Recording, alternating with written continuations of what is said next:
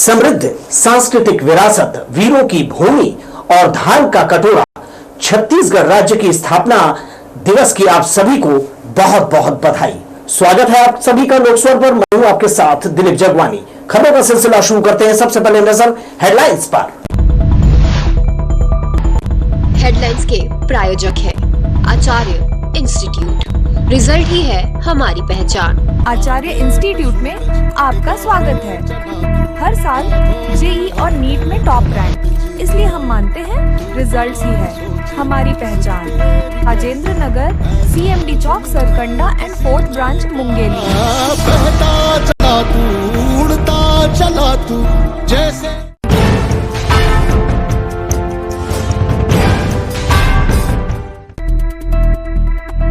छत्तीसगढ़ की 25वीं वर्षगांठ पर पीएम मोदी का राजधानी में अभूतपूर्व स्वागत। नया विधानसभा भवन लोकार्पित।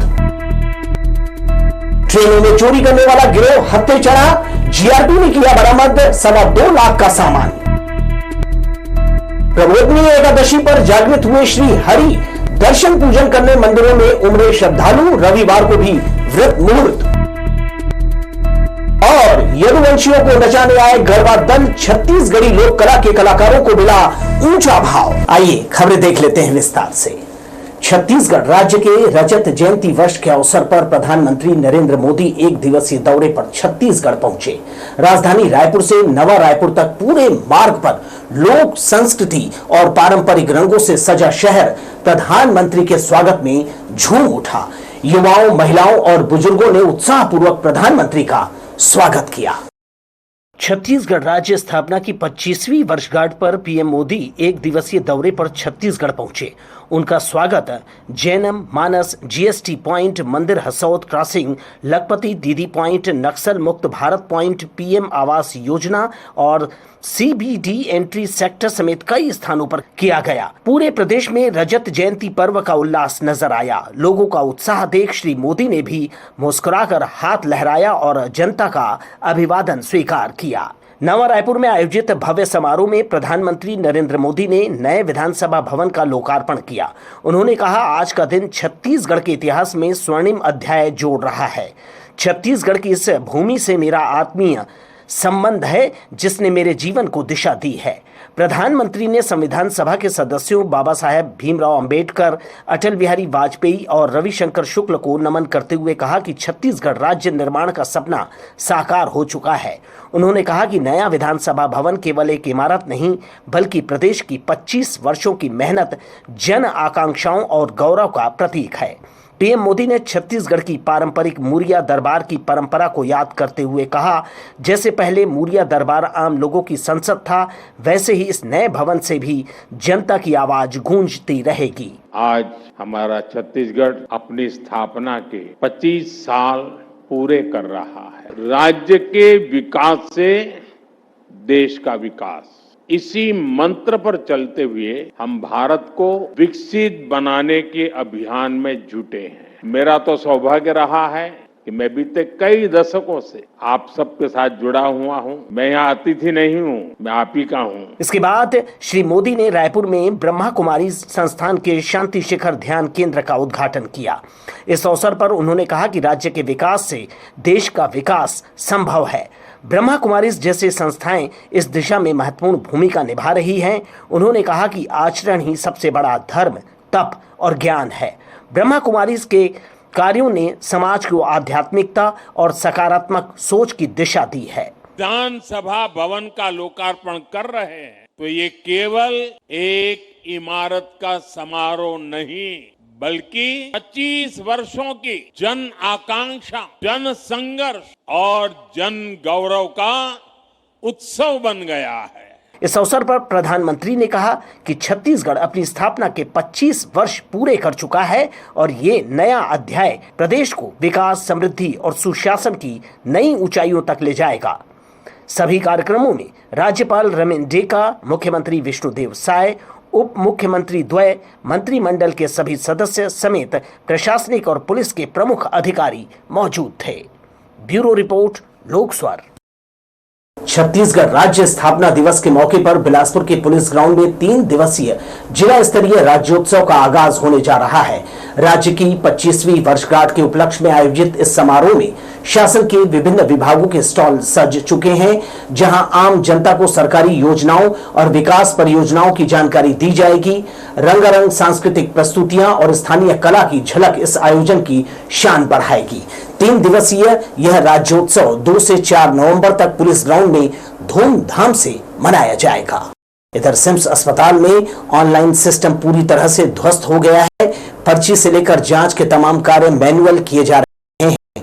अब इन सभी कार्यों के लिए मरीजों को अस्पताल में यहां वहां भटकते देखा जा सकता है। सिम्स में सिस्टम केवल कागजों पर जिंदा है।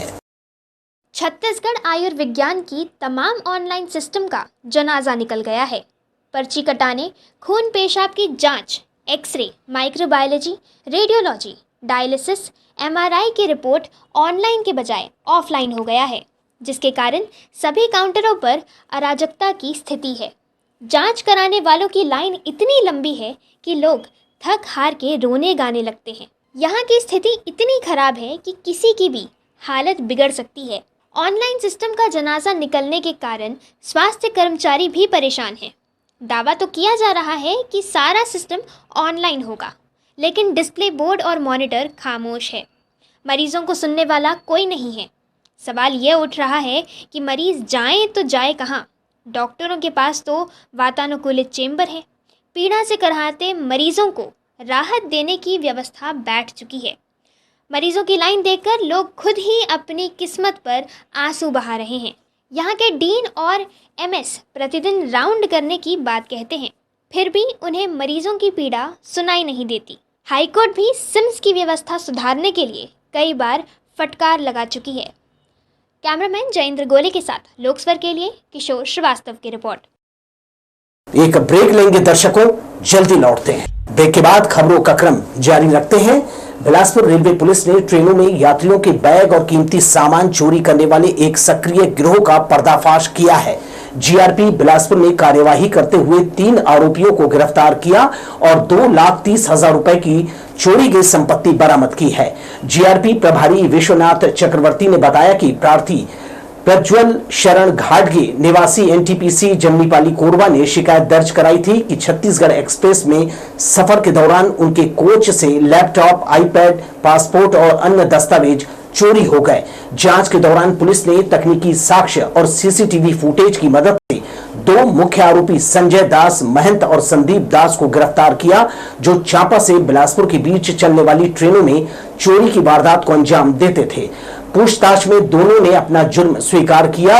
वे चोरी का सामान आलोक कुमार प्रधान को बेचते थे, जो इनसे ये सामान खरीदता था और बदले में इनको रकम देता था। पुलिस ने आलोक को भी गिरफ्तार कर उसके कब्जे से एप्पल कंपनी का laptop, iPad, 4 mobile phone, passport, Aadhaar card, bank passbook और पिट्ठू बैग कुल समेत 2,30,000 रुपए की संपत्ति जब्त की है। और इधर शहर की सड़कों का खराब होना अब आम बात हो गई है, लेकिन इस बार मामला कुछ अलग है। बिलासपुर के अपोलो अस्पताल जाने वाले मार्ग पर पहले एक चौक हुआ करता था, जिसे हटा दिया गया। चौक हटाने के बाद वहां बड़े बड़े लोहे के टुकड़े बीच सड़क में ही फंसे रह गए हैं। यह स्थिति राहगीरों और वाहन चालकों के लिए बड़ा खतरा बन चुकी है। स्थानीय निवासियों ने बताया कि करीब 2 महीने पहले चौक तोड़ने का काम किया गया था, लेकिन अब तक सड़क की मरम्मत नहीं की गई है। वहीं लोहे के रॉड और पत्थर बीच सड़क पर खड़े हैं। इसके कारण दोपहिया वाहनों के पंक्चर होने की घटनाएं लगातार बढ़ रही हैं। राहगीरों का कहना है कि दिन में तो किसी तरह सावधानी बरतकर लोग निकल जाते हैं, लेकिन रात के समय ये जगह बेहद खतरनाक साबित हो रही है। रात में सड़क पर पर्याप्त रोशनी नहीं होने की वजह से कई बार साइकिल, ऑटो और ई रिक्शा चालक इन लोहे की टुकड़ों और पत्थरों से टकरा जाते हैं। अपोलो रोड पर रोजाना सैकड़ों मरीज, एम्बुलेंस और स्कूली वाहन गुजरते हैं। ऐसे में यह स्थिति किसी बड़ी दुर्घटना को अंजाम दे सकती है।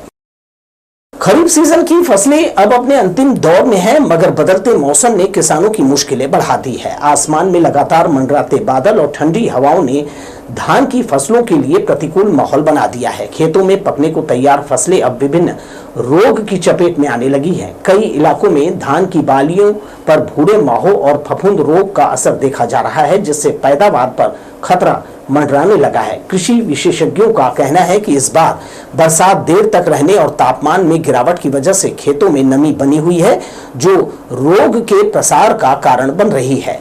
कई जगहों पर पत्तियों का रंग बदलने लगा है और पौधों में सड़न की स्थिति दिखाई दे रही है। इससे धान की गुणवत्ता और उत्पादन पर जो है असर पड़ सकता है। उप संचालक कृषि पीडी हतेश्वर ने किसानों को सलाह दी है कि वे नियमित रूप से अपने खेतों का निरीक्षण करें और जरूरत पड़ने पर कृषि विभाग के संपर्क में रहकर दवाइयों का छिड़काव करें।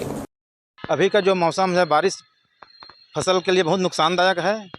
खेतों में पानी भर जाएगा, जिससे खेतों के धान जो बाली आए हैं वो सड़ने लग जाएंगे। पानी भरने से निकासी जो उन्हारी के कहते वो भी नुकसान हो जाएगा। ज़मीन सूख नहीं पाएगा, धान कटाई में, लुआई मिजाई में सब में नुकसान होगा। इस प्रकार किसानों का बहुत नुकसान होगा। एक और कार्तिक मास की शुक्ल पक्ष की एकादशी को प्रबोधनी और देव उठनी एकादशी के रूप में मनाई गई। प्रातः मंदिरों में मंगल आरती के साथ इसकी शुरुआत हुई। श्रद्धालु जन दिन भर बाजार में पूजन सामग्रियों की खरीदी करते रहे। देव उठनी एकादशी के बाद साधु संतों का चातुर्मास भी समाप्त हो गया। हिंदुओं के तमाम शुभ कार्य भी अब शुरू हो गए हैं। प्रबोधनी एकादशी यानी कार्तिक मास शुक्ल पक्ष की एकादशी को भगवान जाग गए। वे 4 महीने तक क्षीर सागर में शेष शैया पर विश्राम करने चले गए थे। इससे बैकुंठ सूना होने के कारण सनातन हिंदू धर्म के सभी शुभ कार्य बंद हो गए थे। भगवान नारायण श्री हरि विष्णु के जागने के बाद फिर से धर्म सम्मत श्रद्धालुओं में उत्साह की लहर है। सुबह 5 बजे भगवान की मंगल आरती के साथ दिन की शुरुआत हुई। इस मौके पर बाजार में श्रद्धालु गन्ना और पूजन सामग्रियों की खरीदी करते देखे गए। शनिवार को ही साधु संतों का चातुर्मास समाप्त हो गया है। इस अवधि में वे एक ही स्थान पर रहकर जप तप आदि कर रहे थे। प्रबोधनी एकादशी के बाद शादी ब्याह का मांगलिक मुहूर्त है। लोगों के शादी ब्याह भी धूमधाम के साथ हो सकेंगे। लोक स्वर के लिए कैमरामैन जयेंद्र गोले के साथ किशोर श्रीवास्तव की रिपोर्ट। इस बरस कार्तिक शुक्ल एकादशी अगले दिन भी मनाई जाएगी। तीज पर्व को लेकर भ्रम की स्थिति गणना और तिथि के कारण उत्पन्न होता है। जानकार कहते हैं कि दोनों दिन मनाना उत्तम रहेगा। समाज के बड़े वर्ग ने शनिवार को भगवान को जागृत अवस्था में मानकर देव उठनी एकादशी का व्रत कर पूजा पाठ किया। सुबह से ही विभिन्न मंदिरों में कतार लगाकर भगवान के दर्शन किए, उन्हें नैवेद्य अर्पित कर मनोकामना पूर्ति की प्रार्थना की। कार्तिक माह के शुक्ल पक्ष की एकादशी भगवान श्री हरि के जागरण का दिन माना जाता है। वे लंबी निद्रा से जागते हैं, इसे देव उठनी एकादशी के रूप में पूजा जाता है। इसके साथ ही समाज में शुभ मुहूर्त का आरंभ हो जाता है। मंदिर के विद्वान पंडितों का शास्त्र सम्मत है कि तिथि ही मान्य है। उनके अनुसार सोशल मीडिया और दूसरे प्लेटफॉर्म पर लोगों को भ्रमित किया जाता है। वार दोष मुक्त होता है, इसलिए रविवार को भी द्वादश पर एकादशी युक्त त्यौहार मनाना उत्तम रहेगा। शनिवार को भी है और रविवार को भी है, तो जिनको साल में एक बार करते हैं वो आज व्रत कर सकते हैं। शनिवार को जो हर समय 15 दिन में व्रत करते हैं वो द्वादशी पर एकादशी को व्रत करना चाहिए, क्योंकि सबसे उत्तम वही व्रत माना गया है। इसलिए संडे को भी व्रत कर सकते हैं, शनिवार को भी, दोनों व्रत कर सकते हैं। दोनों दिन बहुत उत्तम दिन है। एकादशी का व्रत आध्यात्मिक और गृहस्थ जीवन के लिए श्रेष्ठ माना गया है। जानकार बताते हैं इस बरस एकादशी का शुभ मुहूर्त शनिवार से शुरू होकर रविवार तक चलेगा, जिससे श्रद्धालु व्रत कर रविवार को भी तुलसी विवाह रचाकर व्रत का पारण कर सकते हैं। शनिवार को भी व्रत करने पर इसे शुभ फलदायी बताया। एकादशी हर मतलब 15 दिन में 2 आता है, स्मार्ता नाम और वैष्णव नाम। तो जो स्मार्ता नाम है वो सन्यासी के लिए रहते हैं और जो वैष्णव नाम है गृहस्थी के लिए रहते हैं। तो एकादशी 2 दिन तो मनाते, इसमें कोई दो मत की बात नहीं है। लेकिन इस बार एकादशी शनिवार और रविवार है, तो कई विद्वान का मत ऐसा रहता है कि रविवार है तो तुलसी को नहीं छूते हैं। लेकिन मेरे ख्याल से, मैं उस विद्वान को भी गलत नहीं बोल रहा हूँ, लेकिन ये भ्रमित वाले हैं, क्योंकि जहाँ बड़ा चीज़ आता है तो वहाँ वार दोष खत्म हो जाता है। और भागवत में कथा आता है कि यदि एकादशी द्वादशी के दिन यदि आधी घड़ी 1 घड़ी भी रहे या 1 घंटा आधा घंटा भी रहे तो द्वादशी एकादशी को लेना चाहिए गृहस्थी को। पिछले कुछ सालों से शास्त्रों को आधार मानकर तीज त्योहार और पर्व 2 दिन मनाने का अनुसरण चल पड़ा है। तिथि गणना से हिंदू समाज धार्मिक त्योहार मनाता है। इसके लिए विभिन्न हिंदू कैलेंडर स्वीकार्य है। वैसे जप तप व्रत हवन करने पुराणों में अंतःकरण की शुद्धता सर्वोपरि बताई गई है। कैमरामैन सतीश साहू के साथ दिलीप जगवानी, लोक स्वर, बिलासपुर। कार्तिक मास की शुक्ल की एकादशी को श्रद्धालुओं ने तिलक नगर के श्री राम मंदिर से भव्य निशान यात्रा निकाली। इसमें 1,500 श्रद्धालु महिलाओं और प्रतिष्ठित जनों ने भाग लिया। श्याम बाबा के जन्मोत्सव पर यहां 3 दिवसीय प्राकट्य उत्सव मनाया जा रहा है। यहां भक्तों की अपार भीड़ देखी गई। श्याम बाबा के जन्मोत्सव के दौरान श्रद्धालुओं ने तिलक नगर के श्री राम मंदिर से श्याम बाबा के मंदिर तक एक विशाल निशान यात्रा निकाली। शोभा यात्रा के सामने श्याम बाबा का श्री विग्रह रखा गया था। पीछे पीछे बड़ी संख्या में बच्चियां चल रही थी। एकादशी व्रती महिलाएं श्याम बाबा के भजनों के साथ नृत्य करती हुई चल रही थी। श्रद्धालु भी झूमते हुए उनका उत्साह वर्धन कर रहे थे। कल 31 तारीख से बाबा का 3 दिवसीय उत्सव प्रारंभ हुआ है, जिसमें कल पाठ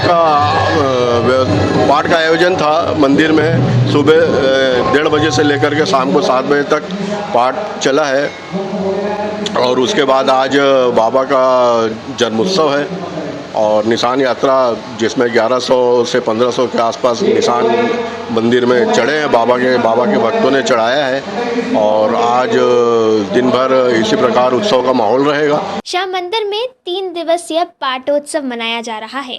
रात को भजन संध्या और रविवार को 550 भक्तों की ओर से श्याम बाबा को सवा मणि भोग अर्पित किया जाएगा।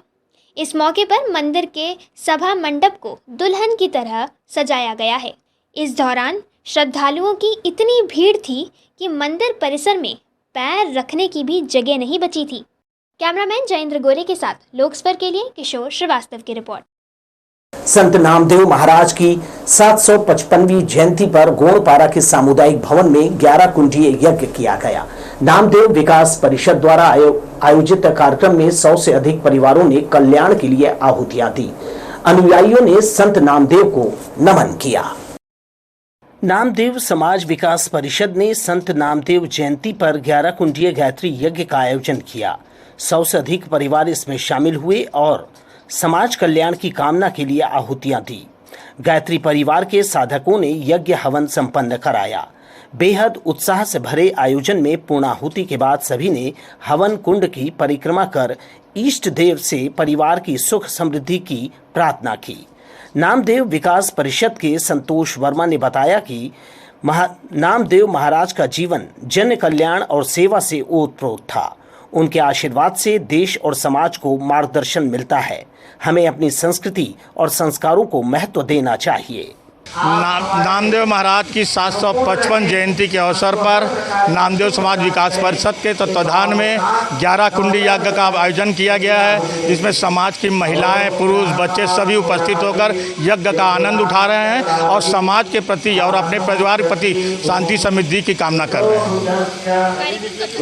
ये 2 घंटे का प्रोग्राम है। इसके बाद नामदेव समाज के द्वारा फायर सिस्टम रखा गया है, जो 1 घंटे का फायर सिस्टम पूरे बिलासपुर में गूंजेगा। गायत्री परिवार के वरिष्ठ सदस्यों ने हवन पूजन और आरती संपन्न कराया। इस अवसर पर समाज के विकास और सेवा कार्यों के लिए स्वजनों ने परिषद में आर्थिक भागीदारी निभाई। संत नामदेव के बताए मार्ग पर चलकर समाज सभी क्षेत्रों में विकास कर रहा है। धार्मिक आयोजन को लेकर सभी में उत्साह दिखाई दिया। श्री संत नामदेव महाराज की 755वीं जयंती के ऊपर में और संत नामदेव के अनुयायी जो मानते हैं संत नामदेव जी को, जो पूरे भारतवर्ष में फैले हुए हैं, वो सारे के सारे आज के दिन सब हवन यज्ञ या कोई भी प्रोग्राम कार्यक्रम रखते हैं। उसी तारतम्य में यहाँ बिलासपुर में भी कार्यक्रम रखा गया है। पूजा पाठ और आरती कर भव्य कलश यात्रा सामुदायिक भवन से निकालकर शनिचरी वाल्मीकि चौक खोवा मंडी होते हुए गोणपारा में नामदेव मंदिर पहुंचकर विसर्जित की गई। समाज के लोगों ने संत नामदेव महाराज की प्रतिमा का पूजन कर उन्हें नमन किया। कैमरामैन सतीश साहू के साथ दिलीप जगवानी, लोक स्वर, बिलासपुर। ज्योतिष एवं हस्तरेखा अपना भूत, वर्तमान और भविष्य विश्व प्रसिद्ध नंदी नाड़ी ज्योतिष एवं हस्तरेखा विश्लेषक से जानिए विवाह का एक्यूरेट वर्ष और बाधाएं हटाने हेतु हजारों साल पुराने उपाय, विवाहित जीवन दुख दर्द का निवारण व उपाय, सर्विस और व्यवसाय के कष्ट, भाग्योदय कब और दुर्भाग्य की समाप्ति कब, घोटालों से अंधाधुंध कमाई है क्या। यदि एक से अधिक भाग्य रेखा हो व्यक्ति अमीर हो जाता है, और यदि 3 भाग्य रेखाएं हो तो आदमी करोड़पति अरबपति भी हो सकता है, जैसे कि इस हाथ में ये 3 भाग्य रेखाएं हैं। नाड़ी ज्योतिष एवं हस्तरेखा।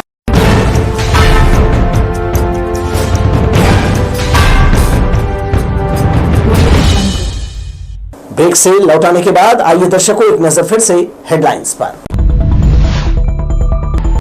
हेडलाइंस के प्रायोजक है आचार्य इंस्टीट्यूट। रिजल्ट ही है हमारी पहचान। आचार्य इंस्टीट्यूट में आपका स्वागत है। गोड़पाड़ा के पंचायती शिव मंदिर से रावत नाच दलों ने गढ़वा बाजा की बोली लगाकर अपने पक्ष में कर लिया। अब 15 दिनों तक गांव, देहात और शहर में गढ़वा बाजा की धूम होगी। पारंपरिक दोहों के साथ कर्मा ददरिया की गूंज भी सुनाई देगी।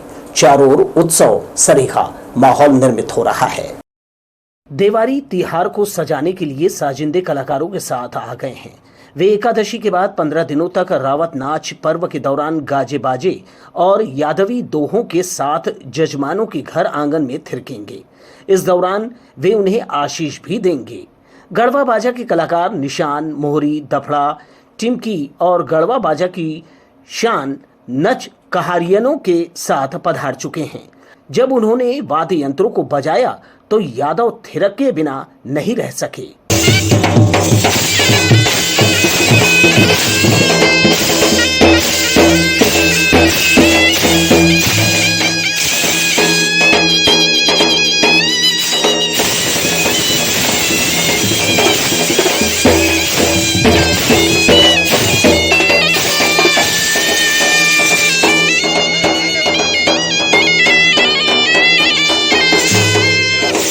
वे दिगर प्रांतों से भी आए हैं।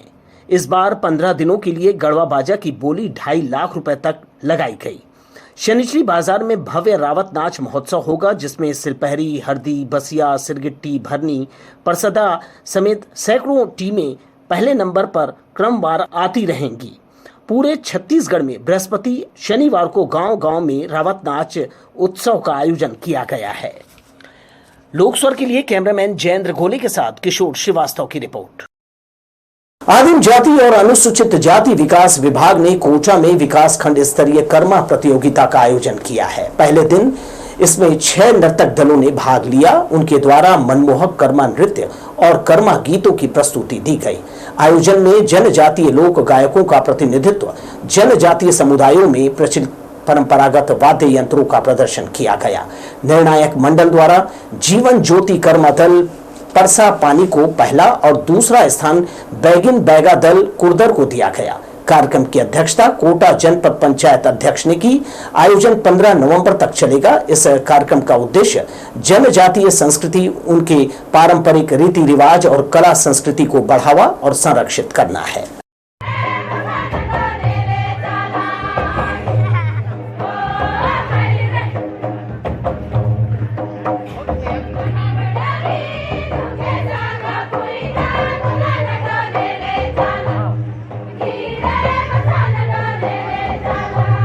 ब्रेक के बाद खबरों का सिलसिला आगे बढ़ाते हैं और क्या कुछ हमारे शहर के आसपास हो रहा है आपको बताते हैं। बिलासपुर का चर्चित कंपटीशन कम्युनिटी कोचिंग संस्थान, जिस पर छात्रों ने अपने भविष्य की नींव रखी थी, उसी ने उनके सपनों की ईंटें उखाड़ दी। आरोप है कि संचालक ने छात्रों से ली गई मोटी फीस शिक्षा के स्थान पर अपने कंस्ट्रक्शन और रियल एस्टेट बिजनेस में झोंक दी। दोनों ही नाव के डूब जाने के बाद अब संचालक ने अपने हाथ खड़े कर दिए हैं। इससे हजारों युवाओं का भविष्य अधर में है। कभी IAS की तैयारी करने वाला मुर्तजा हुसैन रियल एस्टेट और कंस्ट्रक्शन के धंधे में पूरी तरह उतर चुका है, लेकिन कीमत चुकाई है उन सैकड़ों छात्रों ने जिन्होंने उस पर भरोसा किया। बताया जा रहा है कि कोको कोचिंग के संचालक ने छात्रों से वसूल की गई लाखों की रकम अपनी कंपनी FM में लगा दी, जिससे उसकी बिल्डिंग और रिजॉर्ट प्रोजेक्ट्स को बढ़ावा मिला। दूसरी ओर महीनों से फैकल्टी को वेतन नहीं दिया, जो शिक्षा के संस्थान की पहचान थे। जब वेतन की मांग करने की हिम्मत हुई तो जवाब में टर्मिनेशन लेटर मिला। अब हाल ये है कि शिक्षकों के बिना कोचिंग का पूरा सिस्टम ठप हो गया है। क्लासें बंद है और छात्र जिन्होंने पीएससी, बैंकिंग जैसे परीक्षाओं की तैयारी के लिए मोटी फीस चुकाई, सड़क पर उतर आए हैं। यहाँ पे करीबन 10 फैकल्टीज हैं और 3000 बच्चे हैं। इन सभी बच्चों के क्लासेस बंद है और सबका एग्ज़ाम सामने में है और बाकी संस्थाएं भी इनकी बंद हुई है। वहाँ पे बच्चों के साथ कुछ गलत हुआ, उनका पैसा वापस हुआ नहीं। ना फैकल्टी आज वहाँ के भिलाई के भी, राजनांदगांव के भी और वहाँ के फैकल्टी भी आने वाले हैं। उन सबको चेक पे चेक दिया जा रहा है, सबका बाउंस हो रहा है और सारे फैकल्टी बाहर के एक्चुअली सबको फैमिली साथ रहना है, तो किस मानसिक प्रताड़ना से गुजर रहे हैं फैकल्टी समझ सकते हैं आप। तो हम लोग को ये लगता है बच्चे के साथ भी गलत होगा, कोचिंग बंद कर देंगे ये लोग, बच्चे के साथ गलत हो जाएगा, फिर क्या होगा। हर एक गरीब बच्चे यहाँ पे आए जिनके माता पिता किसान हैं या तो ठेले लगा रहे हैं या सब्जी बेच रहे हैं, वो लोग यहाँ पैसा देकर 40-45 हज़ार पढ़ रहे हैं सर। तो हम चाह रहे हैं सरकार से, यहाँ पे सरकार से अपील करना चाहेंगे कि इन बच्चों के साथ, छत्तीसगढ़ के लोगों के साथ गलत ना हो, इसलिए हम लोग सर प्रोटेस्ट कर रहे हैं। कभी सपनों की सीढ़ी रहा यह संस्था अब लालच की इमारत में तब्दील हो चुका है। सोचने की बात यह है कि आखिर संचालक मुर्तज़ा हुसैन ने शिक्षा को बिजनेस क्यों बना दिया, जिस वजह से आज छात्रों का भविष्य उसके कंस्ट्रक्शन के मलबे में दफन हो गया है। मैं यहाँ पिछले साल से पढ़ाई कर रही हूँ। यह देखो, कोचिंग देख के कोई नहीं आया है ना, यहाँ फैकल्टीज देख के आया गया है। भविष्य, बच्चों के भविष्य के साथ खिलवाड़ ना करें।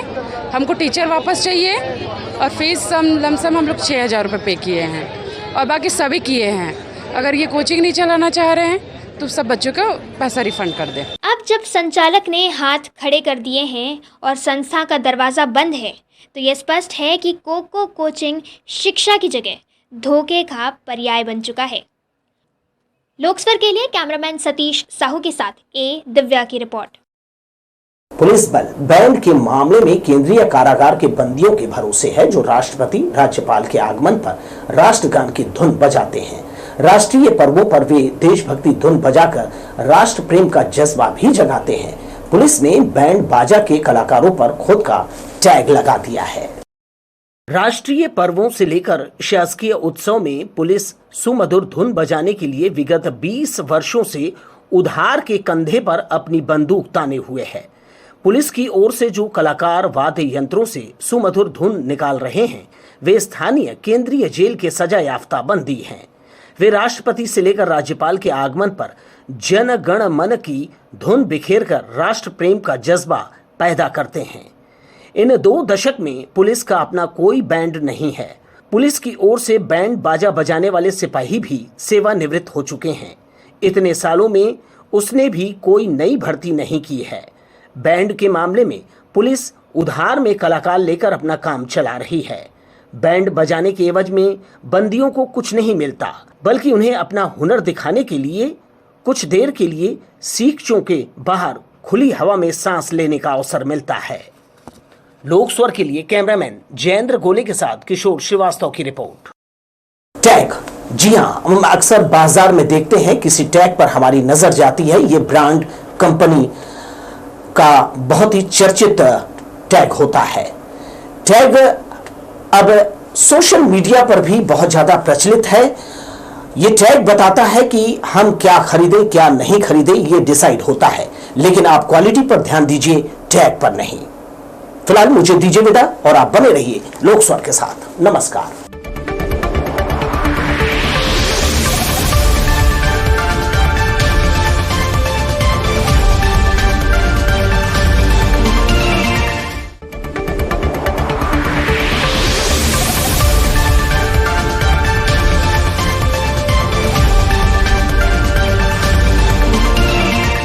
समृद्ध सांस्कृतिक विरासत, वीरों की भूमि और धान का कटोरा, छत्तीसगढ़ राज्य की स्थापना दिवस की आप सभी को बहुत बहुत बधाई। स्वागत है आप सभी का लोकस्वर पर। मैं हूं आपके साथ दिलीप जगवानी। खबरों का सिलसिला शुरू करते हैं। सबसे पहले नजर हेडलाइंस पर। हेडलाइंस के प्रायोजक है आचार्य इंस्टीट्यूट। रिजल्ट ही है हमारी पहचान। आचार्य इंस्टीट्यूट में आपका स्वागत।